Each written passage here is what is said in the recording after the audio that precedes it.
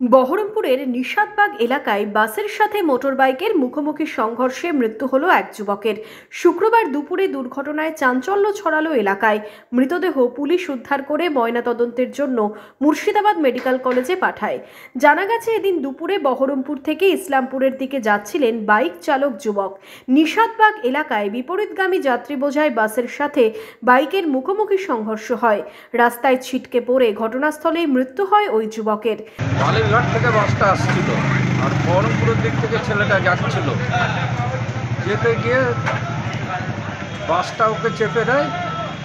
তার সাইড থেকে ও ভেটকে ধাক্কা লেগে যায়। ধাক্কা লেগে সে বাসটা চলে যায়, তখন ও উল্টিয়ে পড়ে যায়। ঘটনাস্থলে কি স্পট ডেট হয়েছে? ঘটনাস্থলে স্পট ডেট। তারপরে পুলিশ আসে, পুলিশ এসে দেখাশোনা করছে, কী করবে এখন পুলিশের ব্যাপার। দুর্ঘটনার জেরে চাঞ্চল্য ছড়ায় এলাকায়। ঘাতক বাস পালিয়ে যায়। পুলিশ ঘটনাস্থলে পৌঁছে দেহ উদ্ধার করে ময়না তদন্তের জন্য মুর্শিদাবাদ মেডিকেল কলেজে পাঠায়।